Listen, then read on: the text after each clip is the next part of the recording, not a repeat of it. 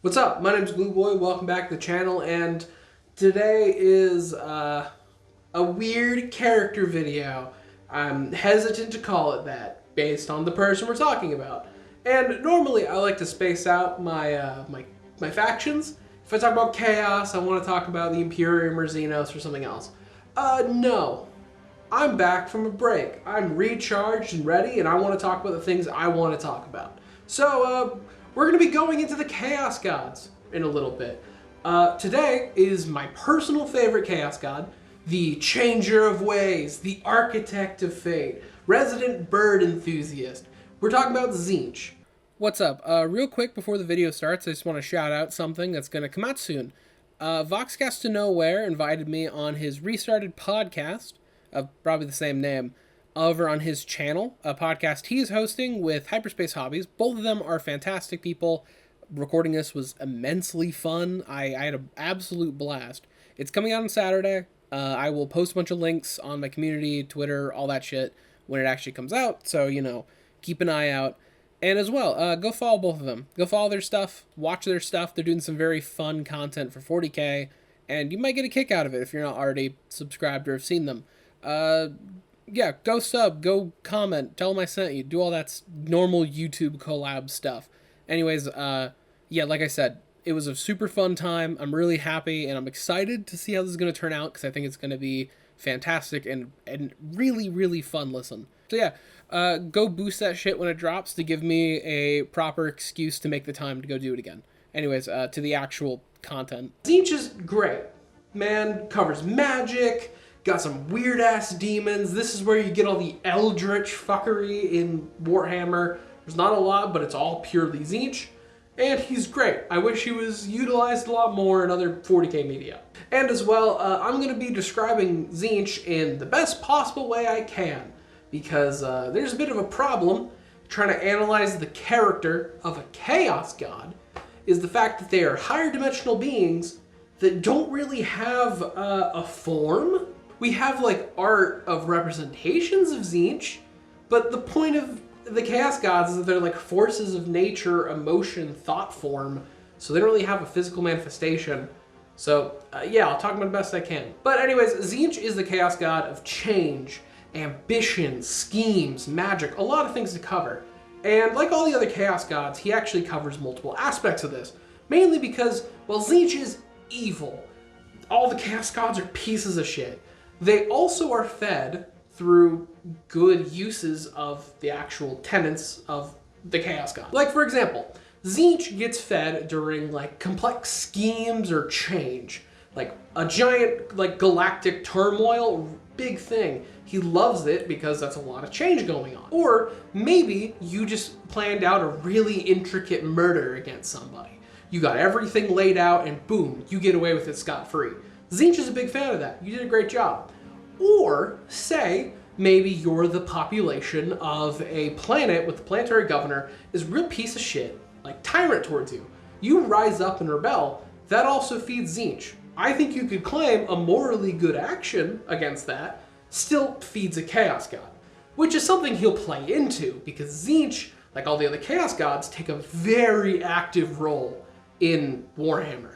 There's a tweet I like, I'm not gonna... I don't remember a lot of it off the top of my head, so this is the tweet, but I really like this description. Chaos Gods are really, really vested in corrupting mortals.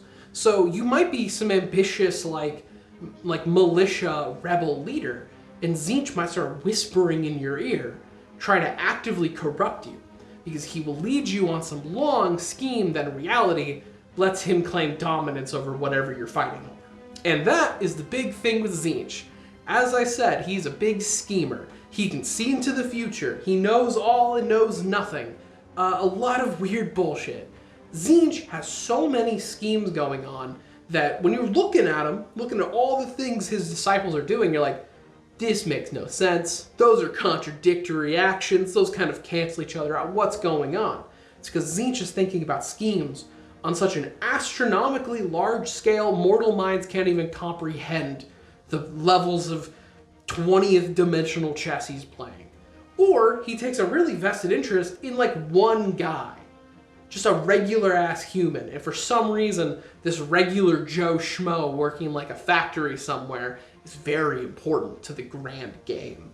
And as well, we got his other domain. Tzeentch is the god of magic. He's a big fan of psychers and just general warp shenanigans. Mainly because, like, what is the biggest causer of change than magic? Because literally, being a psyker means you can manifest the warp itself, bring it into the real space, and change something. Sure, that could be like casting fireballs and arc lightning, or you can like create something, muddle somebody's mind. There's a lot of things you can do. All of these are things Tzeentch really loves, because it's literally bending the universe and causing change. So a lot of people who are powerful psychers, and maybe they're starting to get a little powerful, a little ambitious, and other things Tzeentch loves, so he starts whispering in their ears, trying to get them like, hey, I'll give you extra power. Make a little deal with me. Let's make a pact. Which is also his big thing. Tzeentch, I think, is where you get a lot of the Faustian devil deal type thing, where, you know, he gives you a pretty decent offer with a pretty major caveat. The other ones, not so much. I mean, Nurgle just wants to get you sick and make other people sick. Khorne just wants you to murder, and Slaanesh wants you to, do a lot of other things. What's up? Editing Glue Boy here. Just real quick. I realized in post I didn't make this point incredibly clear, so I want to expand on this before any comments say otherwise. I don't mean that the other gods don't make, like, plans or deals with mortals for power. That's not what I'm saying. More what I'm saying is, when you think of the average, like, crossroad demon type, like, let's make a deal, shake my hand, sign here, like, that whole style of demon or monster. That is more of Tzeentch's wheelhouse. The other ones will definitely make deals with mortals in exchange for power and servitude. Tzeentch does the more traditional style you've definitely seen in other media. And hopefully, this doesn't horribly backfire, because your best case scenario is you end up like just a powerful sorcerer or something like the Thousand Sons, who are the disciple legion of Tzeentch. They firmly follow it. They're all sorcerers, the ones that are alive and not dust automata. Those ones are in a weird nebulous state, but the other ones, very powerful psychers. And then we got another thing that comes up a lot when it comes to the Chaos Gods, which is their sacred number. Every single god has a number that they just really like. Tzeentch's is 9. What does this mean? No fucking clue. I did some digging, and all I could find were forum posts of people saying Tzeentch's number is 9. Yeah, I knew that.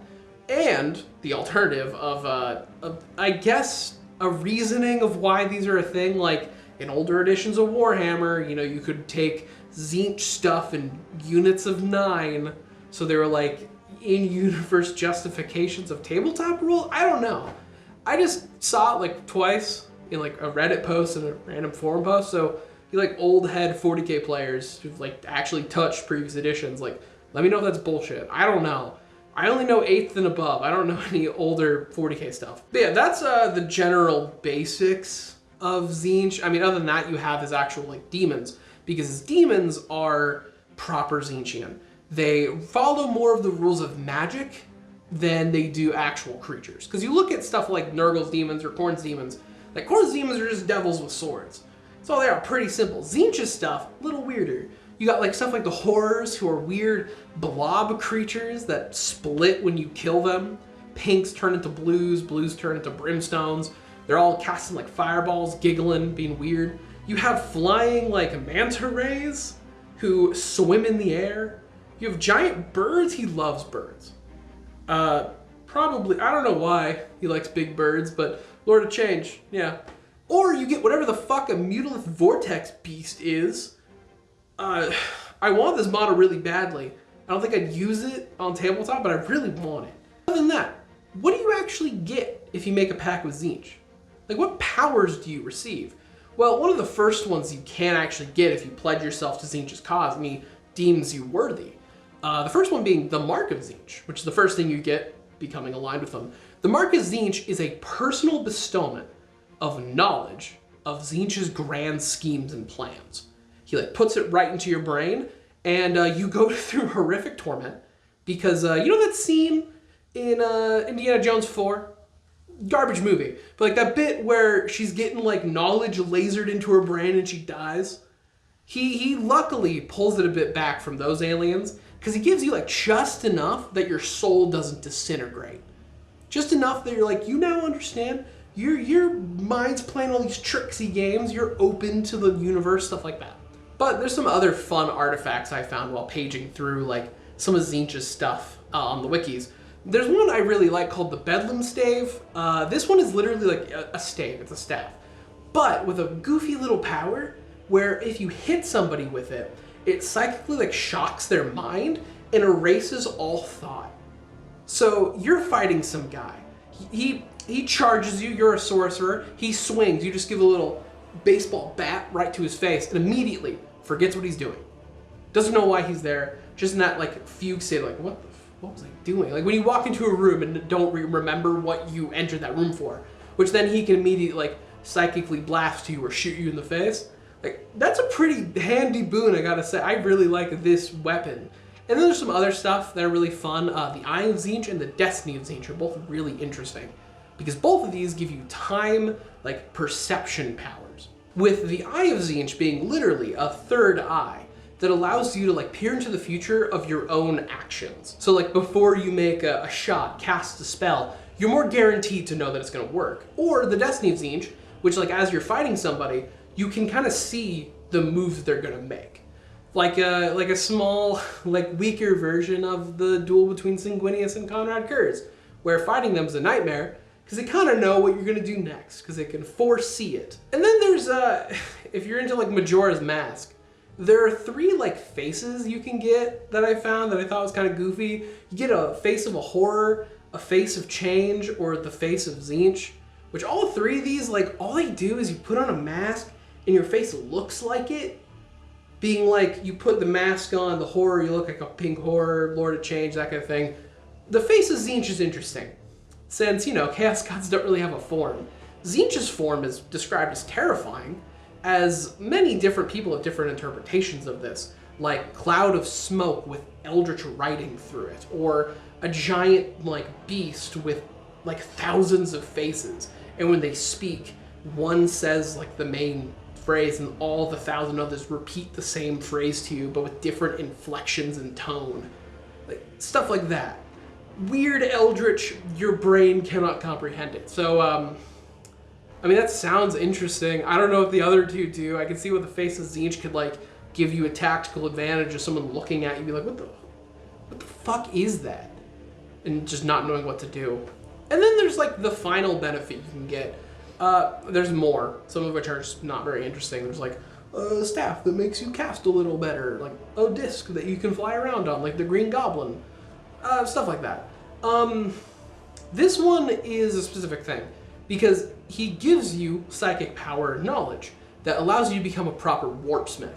Now, I don't mean that in the Iron Warriors way, because a warpsmith for them is different, because that warpsmith is like using eldritch like warp shit to create like vehicles and engines. You know, the Iron Warriors use demons as spicy batteries for their like constructs.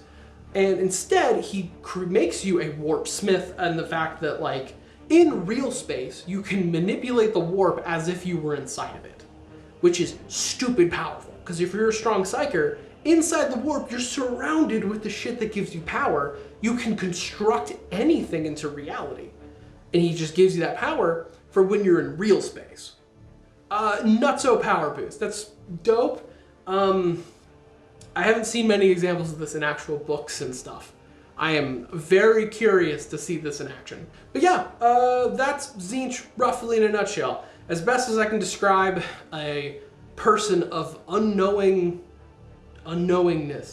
I don't know. There's a reason why the thumbnail's a question mark in it. I don't know how to describe the character of Tzeentch at all. He's done some goofy shit. Maybe one day I'll get into like his demons and the weird things he's put them through.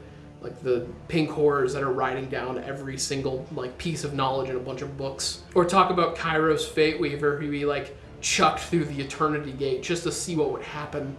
Things like that. But anyways, it's gonna wrap it up. Stay tuned for next video where we're gonna talk about Khorne. But yeah, if you like this, like, comment, subscribe, do that stuff. Join my membership, and see ya.